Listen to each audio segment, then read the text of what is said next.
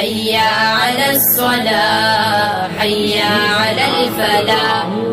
وہ چیز ہے مرنے کے بعد اتنی قیمت ملے گی، اتنی عزت ملے گی کہ دنیا کے ڈگری والے ہمیں دیکھ کے آشش کریں.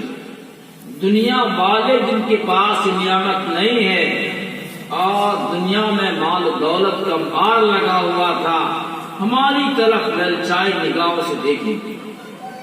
اس احساس کے ساتھ پڑھیں گے.